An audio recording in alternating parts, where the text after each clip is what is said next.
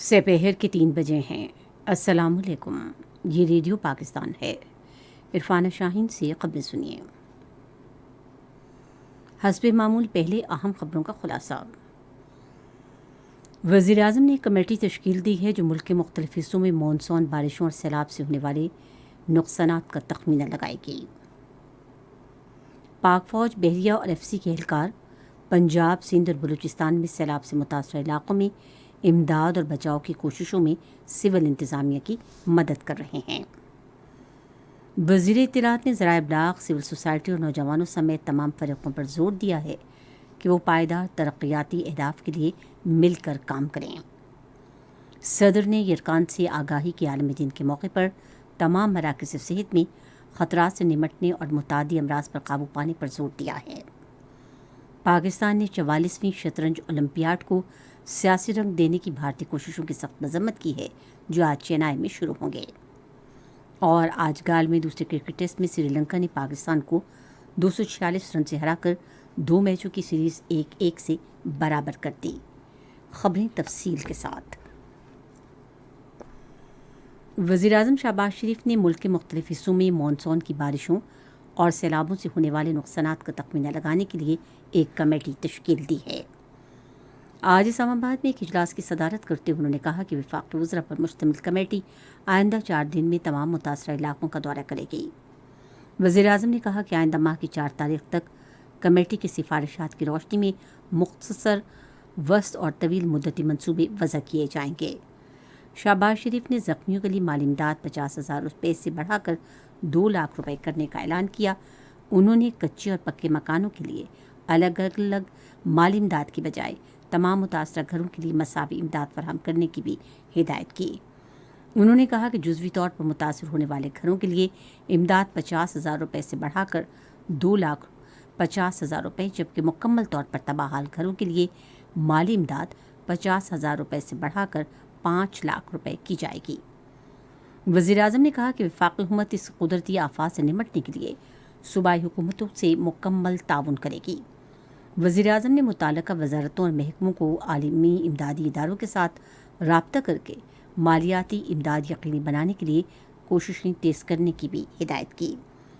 شہباز شریف نے کہا کہ وفاقی حکومت سپریم کورٹ کو خط لکھے گی کہ وہ کراچی میں سیلاب اور بارشوں سے متاثرہ ڈھانچے کی بحالی کے لیے عدالت میں دستیاب فنڈ فراہم کرے۔ پاک فوج اور ایف سی کے اہلکار بلوچستان، سندھ اور پنجاب کے سیلاب سے متاثرہ علاقوں میں امدادی کارروائیوں میں سول انتظامیہ کی مدد کر رہے ہیں۔ جنرل آفیسر کمانڈ گوادر نے اتھل کا دورہ کیا اور امدادی کاموں کا جائزہ لیا۔ امدادی ٹیمیں اتھل اور جھگمسکی سے لوگوں کو محفوظ مقامات پر منتقل کرنے اور مقامی آبادی کو پانی اور خوراک فراہم کرنے میں مصروف ہیں۔ ڈاکٹر اور طبی عملہ متاثرہ لوگوں کو طبی امداد فراہم کر رہے ہیں۔ کوسٹل ہائی وے کو ہر قسم کی گاڑیوں کی آمد و رفت کے لیے کھول دیا گیا ہے۔ مواصلات کے متاثرہ بنیادی ڈھانچے کی مرمت اور سہولتوں کی بھلائی کے لیے بھی بحالی کے لیے کوششیں جاری ہیں۔ پنجاب کے ضلع ڈیرہ غازی خان میں فوجی اہلکار امدادی کوششوں میں شہری انتظامیہ کی مدد کر رہے ہیں۔ پاک بحریہ کی بھی بلوچستان اور سندھ کے مختلف علاقوں میں امدادی کارروائیاں جاری ہیں۔ پاک بحریہ کے ترجمان کے مطابق زمینی رابطے منقطع ہونے کے باعث بحریہ کے ہیلی کاپٹروں نے بلوچستان کے ضلع رسبیلا کے مختلف علاقوں میں راشن اور ضروری اشیاء پہنچائیں۔ وزیر اعظم محمد شہباز شریف نے کہا ہے کہ جمہوری نظام کو خوش اسلوبی اور مؤثر طریقے سے چلانے کے لیے ریاست کے تمام اداروں کو آئین کی مقرر کردہ حدود میں رہ کر کام کرنا چاہیے۔ آج ایک ٹویٹ میں انہوں نے کہا کہ قومی اسمبلی میں خطاب کے دوران ان کے کلیدی دلائل بھی یہی تھے۔ وزیر اعظم نے کہا کہ ہم اس حقیقت کو نہ سمجھے تو ہم آگے نہیں بڑھ سکتے، بلکہ دائرے میں ہی گھومتے رہیں گے۔ ایک اور ٹویٹ میں وزیر اعظم نے کہا کہ حکومت اپنے ترقیاتی اہداف کو موسمیاتی تبدیلی کے تقاضوں سے ہم آہنگ کر رہی ہے۔ انہوں نے کہا کہ موسمیاتی تبدیلی ہمارے وقت کی ایک ناقابل تردید حقیقت ہے اور اس کے پاکستان جیسے ترقی پذیر ملکوں پر سنگین اثرات مرتب ہو رہے ہیں۔ شہباز شریف نے کہا کہ ملک میں حالیہ موسلادھار بارشوں اور سیلاب کو اسی زاویے سے دیکھنے کی ضرورت ہے۔ اطلاعات و نشریات کی وزیر مریم اورنگزیب نے ارکان پارلیمنٹ، مقامی حکومتوں کے نمائندوں، ذرائع ابلاغ، سول سوسائٹی اور نوجوانوں سمیت تمام فریقوں پر زور دیا ہے کہ وہ پائیدار ترقی کے اہداف کے لیے مل کر کام کریں۔ آج اسلام آباد میں پائیدار ترقی کے اہداف کے بارے میں 2 روزہ اجلاس کی اختتامی نشست سے خطاب کرتے ہوئے انہوں نے کہا کہ اجلاس کے ایجنڈا اہداف کو نصاب کا حصہ بنایا جائے تاکہ طلباء کو اس بارے میں احساس دلایا جائے اور انہیں آگاہی دی جائے۔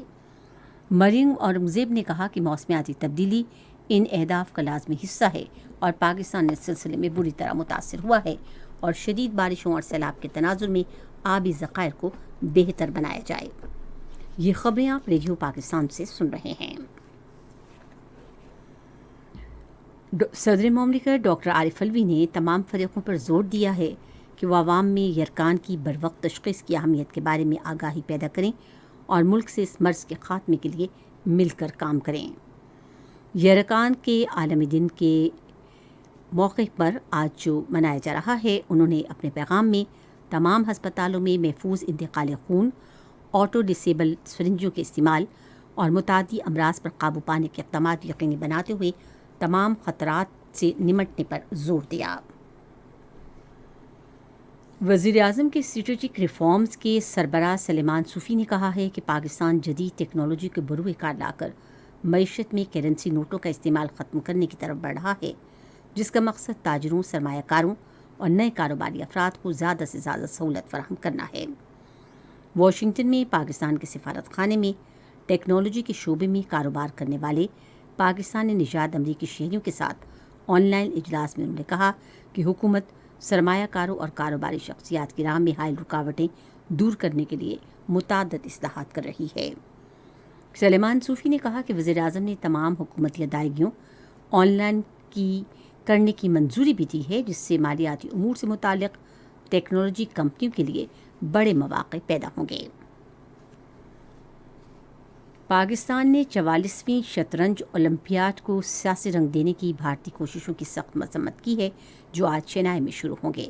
ایک بیان میں دفتر خارجہ کے ترجمان آصف افتخار احمد نے کھیلوں کے ان منفرد عالمی مقابلوں کی مشعل 21 جولائی کو بھارت کے غیر قانونی زیر قبضہ جموں کشمیر سے گزارنے کے معاملے کو سیاسی رنگ دینے کے بھارتی اقدام پر افسوس کا اظہار کیا۔